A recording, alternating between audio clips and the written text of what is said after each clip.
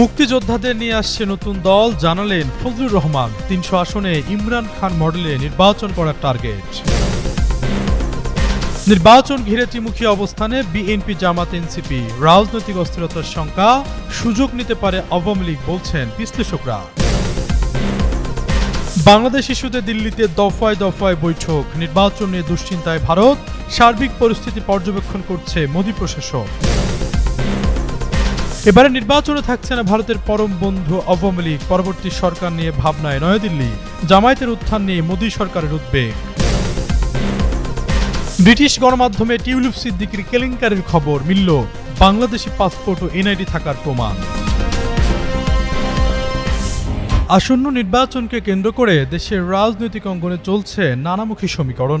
দলীয় কর্মকাণ্ড স্থগিত থাকায় ভোটের লড়াইয়ে অংশ নিতে পারবে না টানা ১৭ বছর ক্ষমতার দখলে থাকা আওয়ামী লীগ। এমতো অবস্থায় প্রশ্ন উঠেছে আগামী নির্বাচনে কেমন হবে দলটির সমর্থকদের অবস্থান।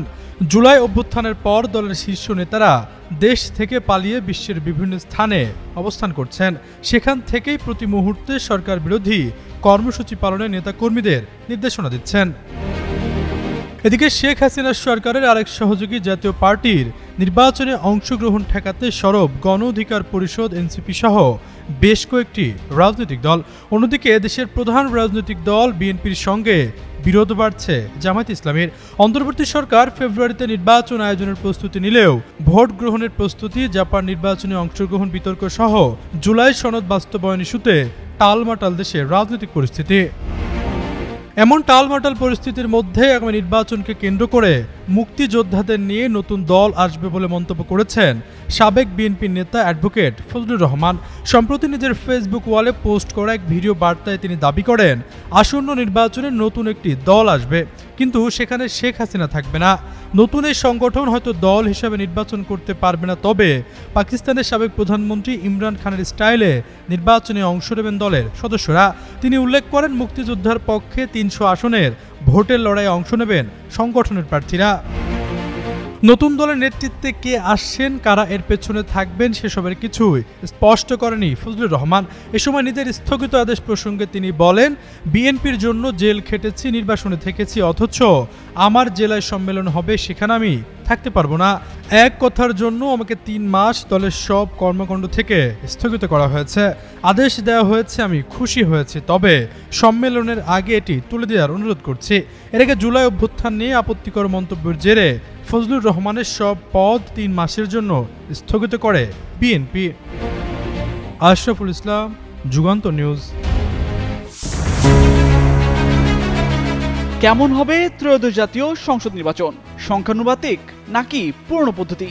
2 কক্ষে পিআর পদ্ধতিতে নির্বাচনের দাবিতে আলোচনার টেবিল ছেড়ে রাজপথে নেমেছে জামায়াত ইসলামী সহ সমমনা রাজনৈতিক দলগুলো। অন্যদিকে এই পদ্ধতিতে না যাওয়ার সিদ্ধান্তে অনড় থাকার কথা উঠছে বিএনপির শীর্ষ নেতাদের বক্তব্যে। আর শুধু উচ্চকক্ষে পিআর পদ্ধতির পক্ষে জাতীয় নাগরিক পার্টি। যখন ত্রিমুখী অবস্থানে রাজনৈতিক দলগুলো দেখা দিয়েছে নিজেদের মধ্যে মতানৈক্য, তখন পরিস্থিতির সুযোগ নিতে পারে কার্যক্রম স্থগিত রাজনৈতিক দল আওয়ামী লীগ। বিশেষজ্ঞরা বলছেন, প্রধান উপদেষ্টার ঘোষণা অনুযায়ী আগামী ফেব্রুয়ারির প্রথমার্ধেই অনুষ্ঠিত হবে জাতীয় সংসদ নির্বাচন। সেই হিসেবে এখন হাতে আছে মাত্র 5 মাস। এর মধ্যেই জুলাই সনদ বাস্তবায়ন পদ্ধতি, পিআর পদ্ধতিতে নির্বাচন সহ 5 দাবিতে আন্দোলন করছে জামায়াত ইসলামী সহ 7 রাজনৈতিক দল। তবে নির্বাচন পদ্ধতি ইস্যুতে নিজেদের চূড়ান্ত সিদ্ধান্ত জানিয়ে দিয়েছে বিএনপি। যদি শিগগিরই বিষয়গুলোতে তারা সমাধানে আসতে না পারে, তবে নতুন সংকট তৈরি হতে পারে বলে শঙ্কা বিশ্লেষকদের। এদিকে বৃহস্পতিবার প্রকাশিত এক প্রতিবেদনে জার্মান ভিত্তিক সংবাদ মাধ্যম ডয়েচে ভেলে জানায়, ঢাকা সহ সারা দেশে তাদের ঝটিকা মিছিল বেড়ে চলেছে। শুধু ডিসেম্বর মাসের প্রথম 18 দিনে ঢাকায় 42টি ঝটিকা মিছিল করেছে নিষিদ্ধ আওয়ামী লীগের নেতাকর্মীরা। ডয়েচে ভেলেকে আত্মগোপনে থাকা দলের এক নেতা বলেন, অক্টোবরে ঝটিকা মিছিলের সংখ্যা আরও বাড়বে। তবে সারা দেশে চলতি মাসে কতগুলো ঝটিকা মিছিল হয়েছে তার প্রকৃত সংখ্যা তিনি জানতে পারেননি। এ বিষয়ে ঢাকা বিশ্ববিদ্যালয়ের সমাজ কল্যাণ ও গবেষণা ইনস্টিটিউটের সহযোগী অধ্যাপক ডক্টর মোহাম্মদ তৌহিদুল হক মনে করেন, আসলে রাজনৈতিক দলগুলোর মধ্যে যে অনৈক্য তৈরি হয়েছে তার সুযোগ নিচ্ছে আওয়ামী লীগ। এই অনৈক্য যদি আরো বাড়ে তাহলে আওয়ামী লীগের ফিরে আসা শুধু সময়ের ব্যাপার মাত্র। এছাড়া দ্রুত বিচারের মাধ্যমে দলটির বিরুদ্ধে ব্যবস্থা নেওয়া উচিত। অন্যদিকে আওয়ামী লীগের এসব ঝটিকা মিছিল নিয়ে উদ্বিগ্ন খোদ সরকারও। গত 7 সেপ্টেম্বর যমুনায় প্রধান উপদেষ্টার সভাপতিত্বে স্বরাষ্ট্র উপদেষ্টা সহ অন্তর্বর্তী সরকারের 9 উপদেষ্টা বৈঠক করেন। বৈঠকে ঝটিকা মিছিল সহ বেআইনি সমাবেশের বিষয়ে মনিটরিং জোরদার করার সিদ্ধান্ত হয়। তামজিদ মির্জা, যুগান্তর নিউজ। জুলাই অভ্যুত্থানের মধ্য দিয়ে ক্ষমতাচ্যুত হয়েছে ভারতের পরম বন্ধু আওয়ামী লীগ সরকার। এছাড়া বিভিন্ন বিতর্কিত কর্মকাণ্ডের কারণে এখন কার্যক্রম নিষিদ্ধ রয়েছে দলটি। এর মধ্যেই ঘনিয়ে আসছে ত্রয়োদশ জাতীয় সংসদ নির্বাচনের সময় অনুষ্ঠিত হবে ফেব্রুয়ারির প্রথমার্ধেই। এ অবস্থায় পরবর্তী সরকার নিয়ে দুশ্চিন্তায় ভারত। এর মধ্যে বাংলাদেশের নির্বাচন ইস্যুতে দেশটিতে অনুষ্ঠিত হয়েছে আলোচনা সভা। সেখানে উঠে আসে বাংলাদেশের নির্বাচন থেকে কি প্রত্যাশা থাকবে ভারতের। বৃহস্পতিবার এক প্রতিবেদনে ব্রিটিশ সংবাদ মাধ্যম বিবিসি বাংলা জানায়, বস্তুত গত 1 বছরে ভারতের পররাষ্ট্র মন্ত্রণালয় বারবার বলছে তারা চায় বাংলাদেশে যত দ্রুত সম্ভব একটি সুষ্ঠু ও অবাধ নির্বাচন অনুষ্ঠিত হোক। সেই নির্বাচন হোক গণতান্ত্রিক ও অন্তর্ভুক্তিমূলক। তবে ইতিমধ্যে বাংলাদেশে আওয়ামী লীগের রাজনৈতিক কার্যক্রম নিষিদ্ধ ঘোষিত হয়েছে এবং পরবর্তী নির্বাচনে আওয়ামী লীগ যে তাদের নৌকা প্রতীকে লড়তে পারবে এমন কোনো সম্ভাবনা এই মুহূর্তে দেখতে পাচ্ছে না নয়াদিল্লি। বাংলাদেশের ত্রয়োদশ জাতীয় সংসদ নির্বাচন নিয়ে একটি আলোচনা সভার আয়োজন করে দিল্লির ইন্ডিয়া ইন্টারন্যাশনাল সেন্টার। সেখানে ভারতের সাবেক শীর্ষস্থানীয় আমলা ও প্রসার ভারতী বোর্ডের প্রাক্তন সিইও জোহর সরকার মনে করেন, এই মুহূর্তে কোনো প্ররোচনায় পা না দিয়ে ভারতের উচিত হবে বাংলাদেশের নির্বাচনে কি ফলাফল হয় সেটা দেখার জন্য অপেক্ষা করা। বাংলাদেশের বর্তমান পরিস্থিতি বুঝতে হবে, কারণ শেখ হাসিনার পতনের পর অনেকটা বিস্মিত হয়ে গেছে ভারত সরকার। ভারতের সাবেক পররাষ্ট্র সচিব হর্ষবর্ধন শ্রিংলা বলেন, এই নির্বাচনের মধ্য দিয়ে যদি ভারত বিরোধী কোনো সরকার আসে তা নিয়ে তারা দ্বিধান্বিত। সব প্রতিবেশী দেশের সঙ্গেই সহযোগিতা স্পিরিট নিয়ে কাজ করতে চাওয়ার প্রত্যয় ব্যক্ত করেন তিনি। সামনে নিজেদের কঠিন পরিস্থিতির সম্মুখীন হওয়ার কথাও তুলে ধরেন তার বক্তব্যে। কার্যক্রম স্থগিত আওয়ামী লীগের রাজনীতির প্রসঙ্গে ওপি জিন্দাল ইউনিভার্সিটির আন্তর্জাতিক সম্পর্কের অধ্যাপক শ্রী রাধা দত্ত মনে করেন, পরিস্থিতি অনুযায়ী বাংলাদেশের সিদ্ধান্তই মেনে নেবে ভারত। আর এতদিন ধরে অন্তর্বর্তী সরকার যে আলোচনাগুলো করছে ওটাও পর্যালোচনা করা দরকার। সব রাজনৈতিক দলগুলোর মতামত অনুযায়ী আওয়ামী লীগ ছাড়া নির্বাচনের সিদ্ধান্ত মেনে নেবে দিল্লি। তামজিদ মির্জা, যুগান্তর নিউজ।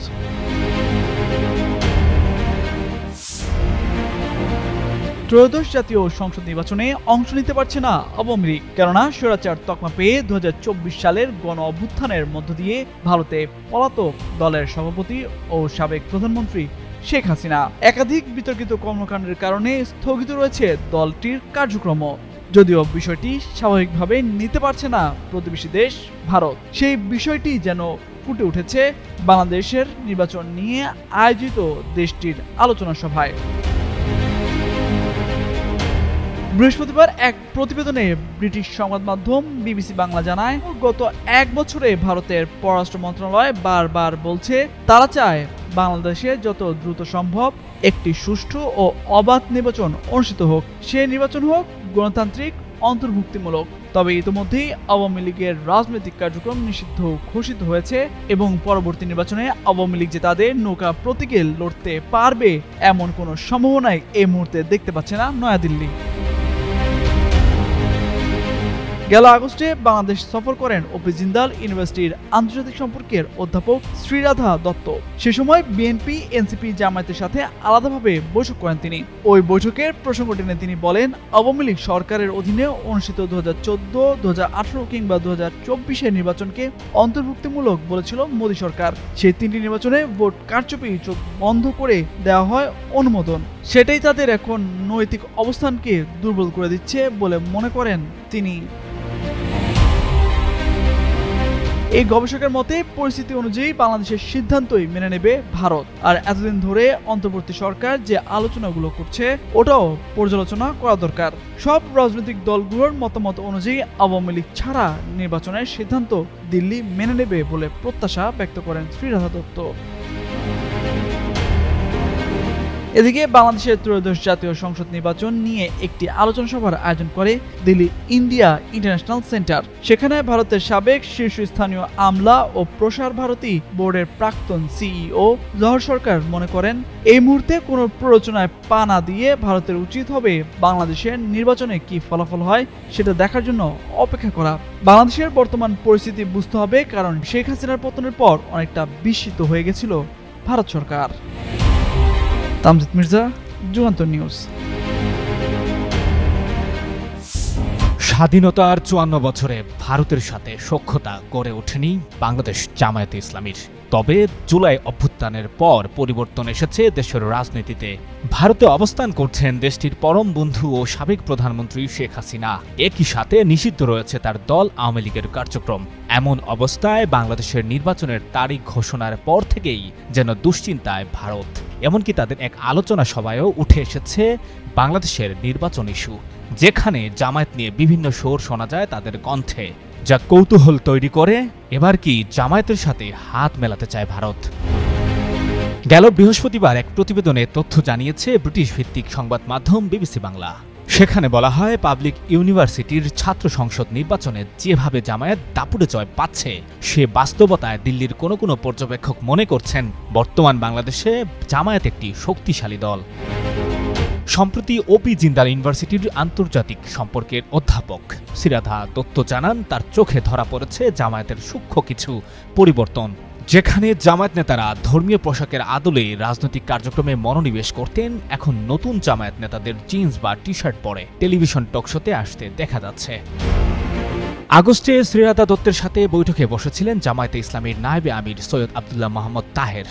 সেখানে নির্বাচনে জয়ী হওয়ার সাথে শরিয়া আইনের প্রয়োগ প্রসঙ্গে প্রশ্ন আসলে উনি সরাসরি সে কথা নাকচ করেন। মুক্তিযুদ্ধ ও জামায়াত নিয়ে আলোচনা দীর্ঘদিনের। এ নিয়ে প্রশ্ন করলে মতিউর রহমান নিজামী বা দেলোয়ার হোসেন সাইদির ৭১-এ জামায়াতের অবস্থানের জন্য ক্ষমা চাওয়ার কথাও তুলে ধরেন সৈয়দ আব্দুল্লাহ, এবং তারা সেটি মেনে নিয়েছেন বলে তিনি জানান।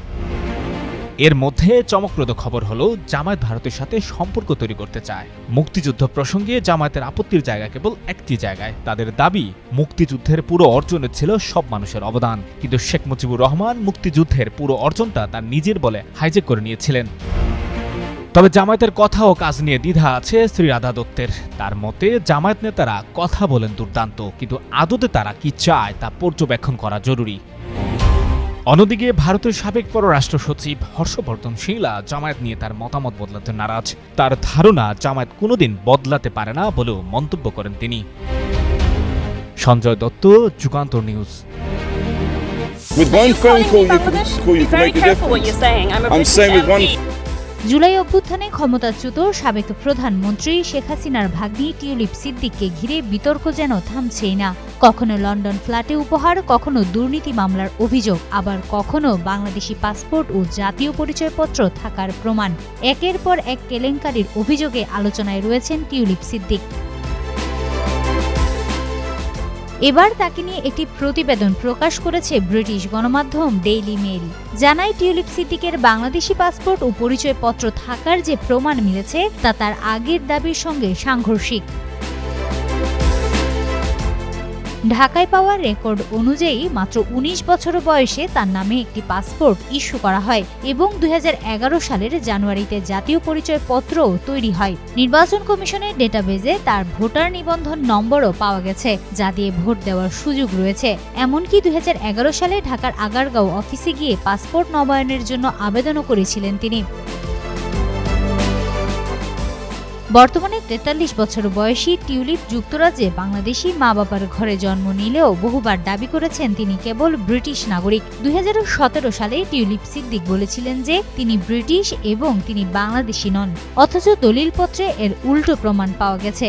বাংলাদেশের দুর্নীতি দমন কমিশনের চেয়ারম্যান মোহাম্মদ আব্দুল মোমেন ডেইলি মেইলকে নিশ্চিত করেছেন টিউলিপের নামে পাওয়া পাসপোর্ট ও জাতীয় পরিচয়পত্র আসল।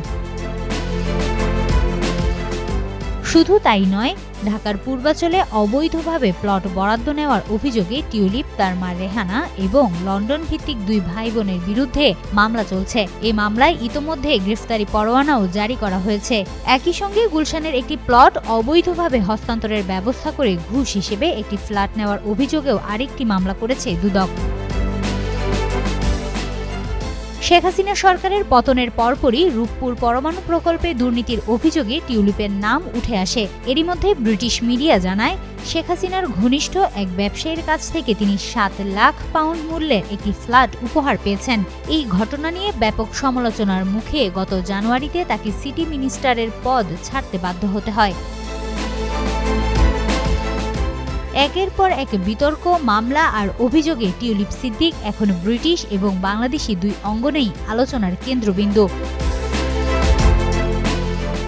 হিমাতুল জান্নাত, যুগান্তর নিউজ।